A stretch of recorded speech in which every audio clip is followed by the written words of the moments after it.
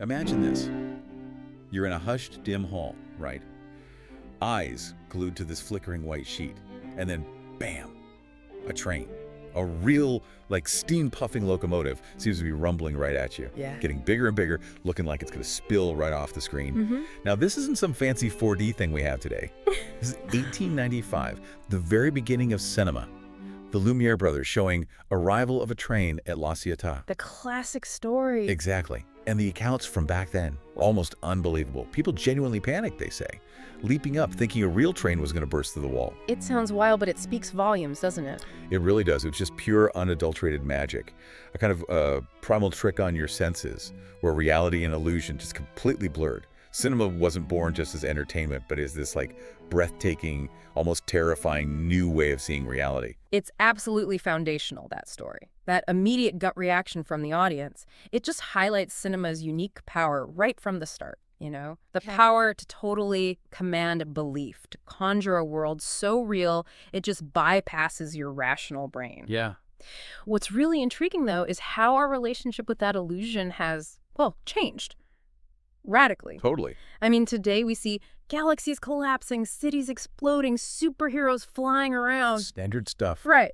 And nobody flinches. We sit there, maybe, check our phones. That raw power to make you truly suspend disbelief, to actually feel threatened by an image, it feels like it's sort of atrophied. Yeah, it's gone somewhere. And the original source material we're diving into today suggests this kind of fascinating, maybe unspoken contract formed over the years between Capital, the studios, and the audience. A trade-off. Pretty much, the deal seems to be.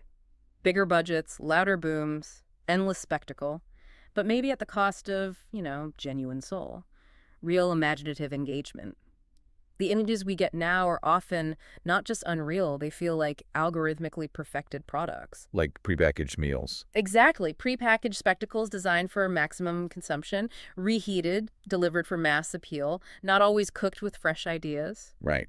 And that huge contrast, from that primal fear to just passively consuming stuff. Yeah. That's really the core of what we're digging into today. We're kind of embarking on this journey through what you might call cinema's secret history, tracing its path from that first rattling train all the way to the giant digital empire it is now. A sprawling thing. Totally. Yeah. We'll look at where this art form really sparkled, where it maybe stumbled, and why this current feeling of, creative exhaustion might actually hint at something new coming. A rebirth, perhaps. Could be. Because cinema, at the end of the day, has always been this powerful mirror held up to society, right? And what we see reflected back today, well, it isn't always pretty. Sometimes it reveals these deeper currents of, let's say, manipulation, maybe even control, that we might not want to admit are there. It's uncomfortable territory sometimes. It is. But we promise you an engaging, critical look at it all. We're going to try and connect the dots between these amazing artistic visions and the often invisible forces shaping what ends up on our screens. Okay, so let's kick things off right back at the beginning. The dawn of illusion, let's call it. Between roughly 1895 and 1902. That 1895 moment with the Lumiere train. It's more than just history, it's like a revelation. It really is. The film itself, deceptively simple. Just a train pulling into a station, La Ciotat. But the impact was, seismic. Groundbreaking. It didn't just show a train, it delivered the experience of one. People weren't just watching, they were swept into this sensory trick so completely their bodies reacted before their brains could even catch up and say, hey, it's just a picture. That instinctive reaction. Exactly. That moment, maybe more than any other, just perfectly captured cinema's initial, almost terrifying promise to immerse us so completely we forget it's not real. A beautiful, profound, and kind of unsettling trick. And that gut reaction laid bare cinema's fundamental power, didn't it? To blur perception, establishing it right away as this medium with unparalleled persuasive force. Then, just 7 years later, 1902, you get this dramatic shift with Georges Méliès, A Trip to the Moon. The magician. Right. Méliès was a stage magician, and he wasn't satisfied just documenting reality. He wanted to create reality. Build them from scratch. Exactly. He took cinema from being just a record keeper to being this canvas for pure imagination, showed its potential for fantasy, for spectacle, in a way no one had before. And A Trip to the Moon was like the first big sci-fi film, wasn't it? Widely considered so, yeah. An explosion of visual effects for the time. You had the rocket ship, the little alien selenite. And that iconic shot. The rocket hitting the man in the moon right in the eye. Unforgettable. But this transformation, it brings up a really crucial question, doesn't it? Which is? Was Méliès just liberating cinema, pushing its artistic boundaries, or was he also, maybe unintentionally, pointing towards its huge potential for really sophisticated deception? Ah, the other side of the coin. Because he basically showed that cinema could craft any reality, no matter how fantastical, paving the way not just for future wonders, but maybe also for future ways to manipulate how we see things. That's a fascinating pivot, isn't it? Moving from just mirroring reality to actively building it. And from those early skarks, this really revolutionary cinematic language started evolving incredibly quickly, say between 1915 and 1927. A rapid development. And D.W. Griffith's 1915 epic, The Birth of a Nation, is such a stark, frankly troubling landmark here. On one hand, its technical brilliance is just undeniable, almost unparalleled for its time. Technically, yes. Griffith practically wrote the rule book for modern filmmaking. He brought in dynamic camera movements, making you feel like you were in the action. He mastered cross-cutting, jumping between scenes to build insane suspense.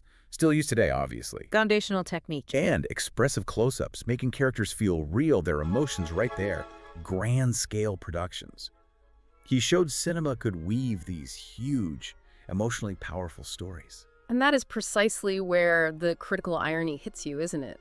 The very same technical genius that created these breakthroughs was used to serve this deeply, almost grotesquely divisive narrative. Yeah, it's impossible to separate. The film, despite all its innovation, is now just inseparable from its blatant glorification of white supremacy and the Ku Klux Klan. It's this stark, uncomfortable reminder that technical skill doesn't automatically mean ethical storytelling. Not at all. It showed with terrifying effectiveness how this powerful new medium could manipulate ideology, twist history, and stir up prejudice on a massive scale. It essentially engineered a specific, incredibly harmful cultural narrative, reminding us that the magic of cinema can also be its most dangerous aspect. An insidious kind of societal programming, almost. A century later, and we're still dealing with the echoes of that power, aren't we? It's chilling. It is. Then, in the wake of this 1925, you get Sergei Eisenstein's Battleship Potemkin, which really shone a light on how editing itself could be, well, not just art, but a potent ideological weapon. Editing as montage. Exactly. Eisenstein's genius was his revolutionary theory of montage. The idea that meaning and emotion don't just live in the shots, but they're created, like, explosively by how shots collide in the edit. The juxtaposition. Right. He believed by smashing contrasting images together, you could engineer a specific response, emotional, intellectual, from the audience. The legendary Odessa steps sequence is still the prime example. Don't forget. That baby carriage bouncing down the endless steps, intercut with faceless czarist soldiers marching rhythmically, screaming civilians. The brutality, the rapid rhythmic cuts don't just tell you what happened. They engineer this primal feeling of chaos, tragedy, outrage deep inside you. Absolutely. And if you connect that to the bigger picture, Eisenstein basically proved editing was way more than just a technical necessity. It was a powerful tool for, well, emotional and ideological warfare. A weapon, like you said. He wasn't just recounting history, he was meticulously engineering an experience, a political statement crafted to provoke specific feelings and get the audience on board with his revolutionary message, a masterclass in how cinema could not just reflect reality, but actively shape perception and sway opinion. Wow. And then, just 2 years later, 1927, Fritz Lang's Metropolis gives us this towering dystopian vision that just completely redefined the scope of what cinema could do. This epic just blew audiences away with its huge cityscapes, massive sets needing thousands of extras, and truly groundbreaking special effects that made its future world feel astonishingly real. It's incredible what they achieved without computers. But Metropolis wasn't just eye candy, was it? It was this deep allegory, a kind of chilling prophecy about class struggle, the dehumanizing side of industrialization, and that uneasy relationship between humans and, well, emerging technology. Prophetically so. Its iconic imagery, those towering skyscrapers, the mesmerizing robot Maria, became like a foundational blueprint for sci-fi. You see its influence in everything from Blade Runner to The Matrix. Its DNA is everywhere in the genre. Lang's vision was a warning, really, wrapped up in these breathtaking visuals. And there's a kind of irony there, isn't there? How films that are designed to critique society or warn against technology often become the very spectacles they're critiquing. That's a really sharp point. We devour them as entertainment, and maybe that dilutes the critical punch sometimes, makes the warning itself part of the allure. That's a perceptive take on the paradox of critical spectacle. And just as cinema was mastering this visual storytelling, Alan Crosland's The Jazz Singer, that very same year, 1927, brought another huge transformation. The end of silence. Pretty much. It was the film that truly broke the silence. Yeah. When Al Jolson, in blackface, turned to the audience and said, "You ain't heard nothing yet." That wasn't just dialogue. It was like a declaration of a new era. A turning point. For the first time, audiences heard characters not just act, but actually speak and sing. The age of silent cinema, with all its visual poetry, was rapidly closing. The era of the talkies had explosively arrived. Changed everything. A profound reinvention of cinema's magic. That silent contract where your imagination filled the gaps was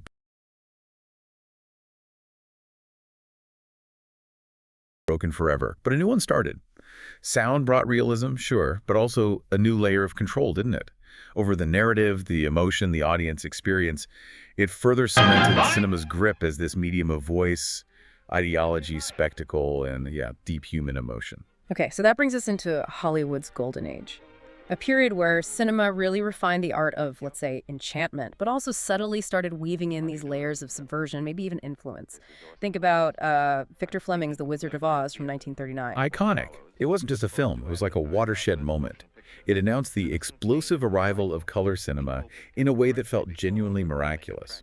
Almost hypnotic, really. That transition. Exactly. The film famously starts in that sepia-toned drabness of dusty Kansas, right? Deliberately draining the world of life. Then, Dorothy opens the farmhouse door, and bam! She steps into the dazzling, vibrant Technicolor wonderland of Oz.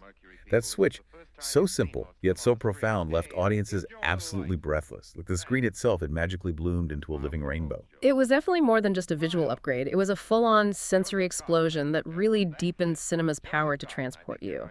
That shift from black and white to full color wasn't just aesthetic. It felt like a calculated sensory shock, designed to pull us, almost whether we wanted it or not, into these meticulously crafted worlds. Hook, line, and sinker. It convinced us imagination had no limits, yet paradoxically, this boundless imagination was now precisely controlled. Every single hue, every shade, serving a specific narrative and emotional goal. The source material we looked at even notes how that transition could almost act like a form of hypnotic suggestion, deepening that dreamlike state cinema puts you in. And as the industry grew up, so did the ambition of its storytellers. 1941, a young Orson Welles, just 25, delivers Citizen Kane, a film critics would later call the greatest ever made. Quite a claim, but arguably justified. Welles didn't just tell a story. He, took cinematic narrative apart and rebuilt it from the ground up. He threw out conventional techniques, introduced radical low-angle shots that made characters loom with power, pioneered deep-focus cinematography, keeping foreground and background sharp, revealing multiple layers of meaning in one frame. Technically revolutionary. And his non-linear storytelling turned a man's life into this complex, tantalizing puzzle for the audience to solve. The tragic story of Charles Foster Kane, his incredible rise, his empire, his ultimate lonely fall, became this universal story of ambition, power, and loss. What's really fascinating there is how Welles, so young and audacious, just questioned the very basis of cinematic storytelling. He pushed boundaries technically, sure, but also philosophically, challenging us to think about the slippery nature of truth and perspective. More than just a biopic. Oh, absolutely. But even with all that innovation, the core themes, power, control, unchecked ambition, remained central. Citizen Kane wasn't just a technical marvel. It was this profound mirror reflecting human ambition and its often destructive side. A critical look at the powerful, not an endorsement. It really captured the very soul of storytelling through that relentless, critical lens, even as it was breaking new ground. The audacity is still stunning. And as Hollywood's golden age rolled on, another master arrived to basically redefine terror. Alfred Hitchcock with his 1960 masterpiece, Psycho. Changed the horror game completely. Hitchcock didn't just tell a scary story. He conducted this experiment in audience manipulation. He recalibrated our collective heartbeat, He did the unthinkable about halfway through. Brutally killed off the supposed main character, Janet Leigh's Marion Crane, in that shower scene. Still shocking today. It was. A shocking move that just burned itself into movie memory, defying every narrative rule. The scene itself is just a masterclass in visceral terror. Those rapid cuts, Bernard Herrmann's shrieking violins, the stark, unflinching images of knife and flesh, Yeah. a pure, unadulterated fear. Exactly. And Hitchcock proved horror didn't need, vampires or haunted castles. It could lurk inside perfectly ordinary people in mundane places like a roadside motel. A truly unsettling revelation for audiences back then who thought they knew the rules. The monster next door. Precisely. It was this unsettling lesson in emotional engineering, a surgical insertion of fear that forever changed the language of suspense. He wasn't just entertaining, he was showing, with chilling precision, how effectively a filmmaker could control and manipulate an audience's emotions, proving that silent contract of belief could be exploited not just for wonder, but for absolute terror. Okay, let's jump forward now into the turbulent new Hollywood era, roughly, say, 1968 to 1979. This is a time when cinema seemed to shift from just entertainment and subtle enchantment to what some critics started calling a more overt kind of cultural engineering. Maybe even, some would argue, modern propaganda. A shift in tone, definitely. You start seeing ideological battles, whispers of conspiracy woven right into the stories. And when we say cultural engineering, we mean the, often subtle ways that narratives, values, even anxieties get shaped and spread through popular media. They become embedded in how we think. Less about what to think, more about how to think about things. Exactly. And few films captured this era's complexity, like Stanley Kubrick's 2001, A Space Odyssey from '68. Oh, absolutely. 2001 was so much more than sci-fi. It was this grand cosmic meditation on where we came from, our technological arrogance, our uncertain future. Its visual effects were just unprecedentedly realistic for the time, legendary. So much so, they fueled that persistent, though, totally unfounded conspiracy theory. That Kubrick faked the moon landing. Right, that he was secretly hired by the government to direct the Apollo footage on a soundstage. The claim itself is wild, but it highlights the film's mastery of illusion, its realism, and maybe our tendency to look for grand conspiracies when faced with things that seem impossible, especially when the film itself is provocatively asking questions about control, engineered reality, hidden powers. True. The film's huge journey, from apes discovering tools to the chilling prophecy of HAL 9000. It spoke to this unsettling future where our own creations might turn on us. Connecting this to the bigger picture, Kubrick basically turns cinema into this philosophical riddle, asking us to question who really controls the reality we see. The ultimate question. And the profound irony, of course, is that a film designed to make you question reality might itself subtly shape your perception of it, blurring that line between deep art and maybe a sophisticated kind of ideological prep work. It really says something about the film's power that it could inspire such huge, outlandish speculation. Then, just a few years later, Francis Ford Coppola gives us The Godfather in 1972, a film that absolutely redefined the crime genre. Changed everything for gangster movies. It wasn't just a gangster story. Coppola elevated it, made it like a Shakespearean family tragedy.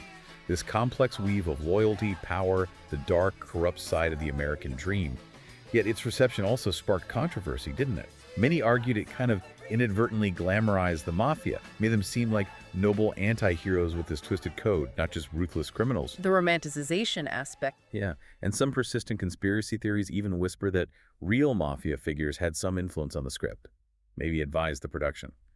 Further blurring that line between cinema and reality, suggesting the film was less a mirror and more a, carefully managed PR piece almost. It definitely made audiences question the nature of power, morality, who really holds it, which brings up that important question, doesn't it? Did The Godfather just reflect societal corruption, hold up a mirror to a hidden world, or did it subtly act as a kind of cultural shield, legitimizing organized crime in the public mind, turning villains into tragic figures? Hard to say for sure. Coppola's brilliant filmmaking certainly blurred those lines, made you wonder if corruption is just in the underworld, or if it thrives just as much, maybe more subtly, in boardrooms and government halls. It was, whether he meant it to be or not, a potent piece of cultural engineering. It reshaped how a lot of people viewed organized crime. And as that decade went on, 1977, George Lucas unleashes maybe the biggest pop culture phenomenon ever with Star Wars: A New Hope. Nothing was the same after that. It wasn't just a film, it was like a modern mythology, but dressed up in dazzling sci-fi armor.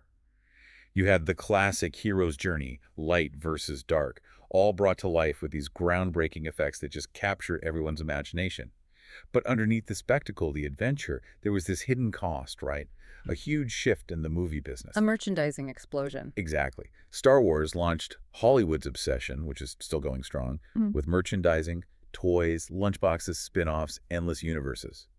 It transformed cinema into this relentless corporate machine, where sometimes the art of telling a story seemed less important than extending the brand. That's a really crucial point about the commodification of myth. And beyond the business side, conspiracy theorists have long argued Star Wars was more than just fantasy fun. They saw it as sophisticated ideological programming, How so? aligning the, tyrannical empire and the heroic rebellion with Cold War narratives, geopolitical struggles, subtly shaping how audiences saw good versus evil on a global scale. What's really fascinating is how Lucas effectively turned cinema into this global battlefield of myth and marketing. Digitally or not? Hard to say definitively if it was fully intentional or just, tapped into the zeitgeist, but it undeniably became this powerful tool for ideological resonance, all wrapped up in amazing spectacle, thrilling action, and yeah, tons of action figures. It made us cheer for one side in this cosmic battle that often mirrored real-world conflicts, but presented it as pure escapist fantasy. And as that game-changing decade closed, Ridley Scott's Alien in 1979 plunged us into these primal fears, these extraterrestrial anxieties, with terrifying efficiency. Masterclass intention. Scott brilliantly fused sci-fi with horror, turned the vast, silent emptiness of space into the perfect stage for this claustrophobic nightmare. And the xenomorphs, designed by the surrealist H.R. Geiger, Yeah. it wasn't just a monster. It was like a pure embodiment of primal terrors. Birth, death, sexuality. All twisted into this grotesque biomechanical thing that felt totally alien yet disturbingly familiar. And that infamous chestburster scene, it just taps right into our deepest, most vulnerable anxieties about our own bodies. Indeed, a profound dive into primal fear. And like many influential films, Alien attracted its own share of, intriguing theories. Some whispered that the creature's unsettling, almost biological designs maybe echoed secret government files on ETs, or perhaps tapped into archetypal fears buried deep in our collective unconscious, lending this weird authenticity to the terror. Makes it even creepier. Scott didn't just scare us, he forced us to confront our deepest anxieties about the unknown, about invasive forces, about the fragility of our own bodies, and those whispers of conspiracy around the design. It makes you wonder how much our entertainment, especially horror, feeds on or maybe is fed by our deepest collective fears, whether consciously or not, as a way to process them or maybe even subtly normalize anxieties about what's coming. Okay, moving into the more contemporary era, say roughly 1991 to 2009, we hit the digital age, and it's definitely a double-edged sword. On one side, you get unprecedented tech, breathtaking spectacle. Yeah, the capabilities just exploded. But on the other, there's this intensified potential for seduction, for subtle programming, and what some critics have even called a kind of virtual prison of carefully managed ideas. James Cameron's Terminator 2, Judgment Day in '91, wasn't just an action flick, it was a landmark, signaled the birth of a new cinematic age. The CGI revolution, really. It felt like the first true revolution in digital effects, where CGI could finally mimic and maybe even surpass physical reality. That liquid metal T-1000, shifting seamlessly from human form to flowing mercury, it seemed impossibly real, blurred the line between physical and digital like never before. It was a true marvel of innovation, yeah. Captivated everyone. But beyond the thrills, the film carried this really unsettling prophecy, didn't it? That stark warning of humanity's creations turning on us. Sentient AI leading to a tech apocalypse. Right. Which raises that important question. Was T2 just amazing entertainment? Or was it maybe a form of subconscious conditioning? Subtly preparing us for a future that was already being written in labs and server rooms. You think? Well, conspiracy theorists definitely argue that Hollywood often uses films like this to sort of acclimate us, normalize, maybe even encourage a certain acceptance of ideas like AI domination or a tech apocalypse. Cameron, being a tech visionary himself, both glorified and warned of these dangers. A masterful stroke of cinematic irony, really, presenting the very tech threatening us as this irresistible spectacle. It's a fascinating thought. Yeah. Using the medium itself to condition us to accept what it warns against. Then, Quentin Tarantino explodes onto the scene with Pulp Fiction in '94, a film that just shattered classic storytelling rules, Blew them apart. replaced linear narrative with this mosaic of fragmented timelines, packed with dark humor, pop culture riffs, iconic dialogue. It wasn't just a movie, it was a cultural moment.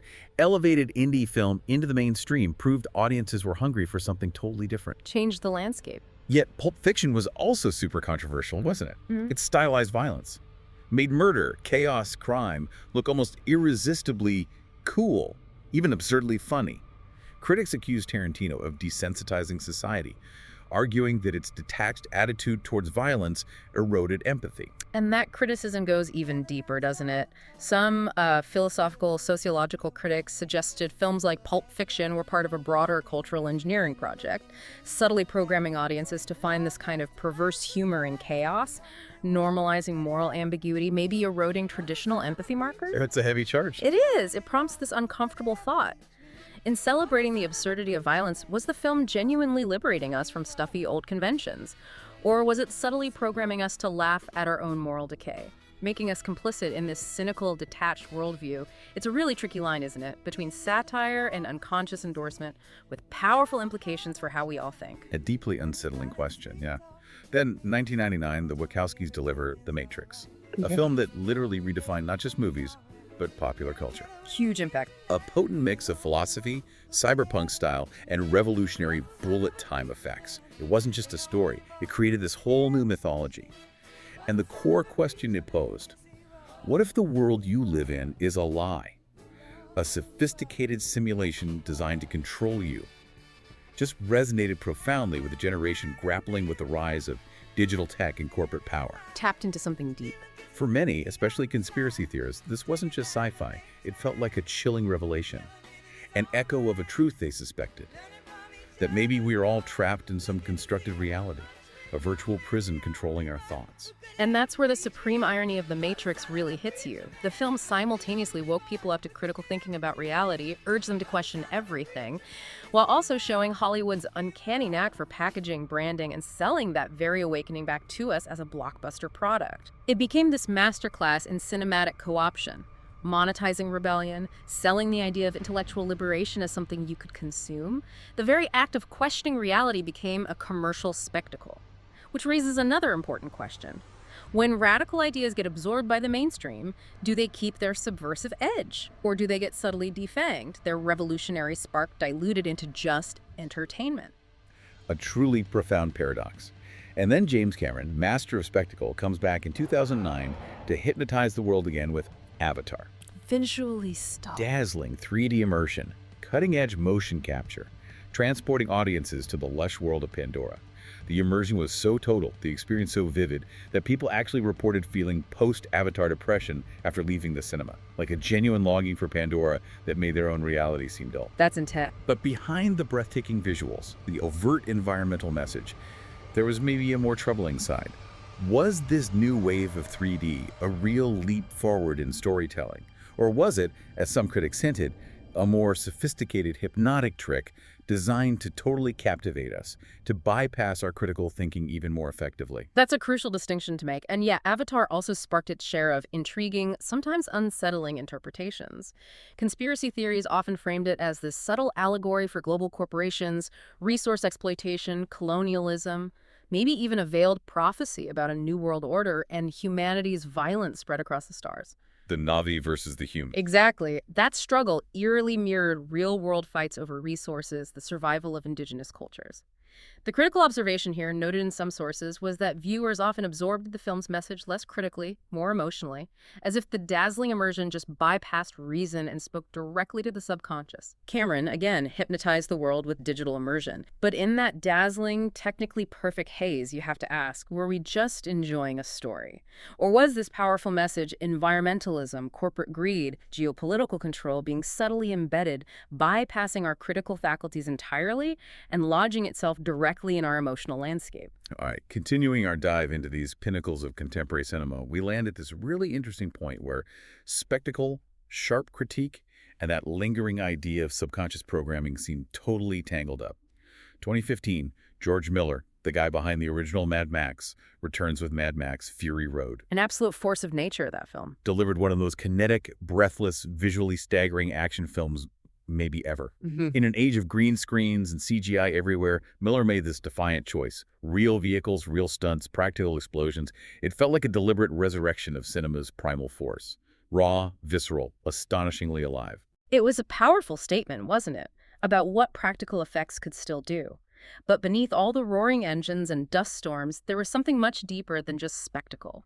Fury Road was this potent, allegorical story about patriarchy collapsing, about female resistance rising from the ruins, with Charlize Theron's Furiosa instantly becoming this huge feminist icon. Absolutely. So if we connect this to the bigger picture, Fury Road had this fascinating duality. It was a visceral reminder of cinema's sheer physical power, its artistic ambition, yet at the same time, you could read it as a kind of predictive programming, How so? subtly acclimating audiences to apocalyptic thinking, keeping our collective psyche in this constant state of crisis readiness, all under the guise of thrilling entertainment. It was, quite literally, prophecy wrapped in flames, selling us a vision of the end of the world as the ultimate thrill ride. And if Miller gave us the visceral apocalypse we maybe unconsciously fear, Bong Joon-ho in 2019 brought us the quieter but maybe equally devastating apocalypse we're already living in, radical inequality, with his groundbreaking film Parasite. Just brilliant filmmaking. It wasn't just critically acclaimed, it smashed boundaries. Became the first non-English language film ever to win the Oscar for Best Picture. A huge symbolic moment, forcing Hollywood's often closed system to recognize a masterpiece from outside. A wake-up call. Its genius was so spatial, so allegorical. The wealthy Park family living obliviously in the bright, airy upper floors of their fancy house, while the poor Kim family and others literally festered in the desperate basement levels below. The film's execution made that allegory just undeniable. More than a metaphor, it was this brutally honest mirror held up to the world, showing the stark architecture of class warfare, global inequality. It forced audiences everywhere to confront uncomfortable truths, to ask themselves, okay, which floor do I live on? How complicit am I? Made you think. For mainstream critics, it was masterful social satire, deeply resonant drama.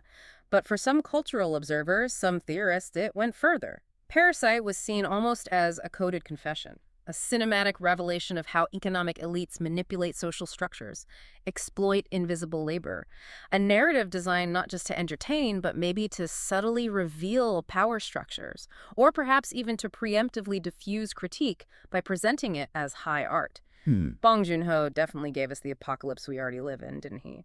A world split by wealth, where those on top are blissfully unaware of the desperation just beneath their feet. Absolutely. And in doing that, he showed that modern cinema isn't just about entertainment anymore.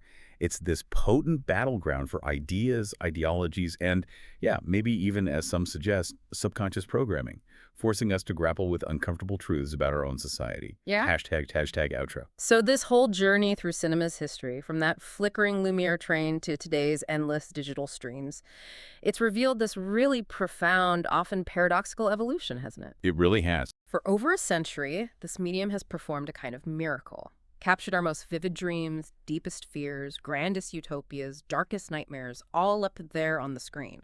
Yet, standing here now, looking at what's next, cinema finds itself in this truly paradoxical spot, technically more powerful, more immersive, more accessible than ever, but arguably spiritually weaker. More creatively exhausted, more predictable than it's been in generations. Under Hollywood's increasingly dominant data-driven system, storytelling seems largely reduced to this narrow, often kind of cynical cycle. A franchise machine. Exactly. We're fed endless superhero sagas, expanding universes, spin-offs, prequel sequels, variations on the same myth, repackaged ad infinitum, often stripped of genuine risk or original thought. Once, cinema dared to question existence, challenge norms, scrutinize tech, explore human complexity with real originality. Now, too often, it feels like it just serves up safe formulas, meticulously designed to guarantee box office returns, streaming subs, which brings up that fundamental question. When storytelling gets reduced to algorithms, data-driven content, shaped less by artistic vision or daring, and more by predictive models of what we'll click on, can you truly call it art anymore? Or is it just a highly sophisticated form of mass distraction, a kind of virtual pacifier for the collective consciousness? That really gets to the heart of the crisis in modern storytelling, doesn't it? And the explosion of digital platforms, Netflix, Disney+, Amazon Prime, has only deepened this paradox. On one hand, yeah, they've expanded access to this unimaginable library of films, diversified voices, which is, in many ways, great. Democratization in theory. Right. But on the other hand, they've fundamentally changed cinema into easily digestible, algorithmically driven content.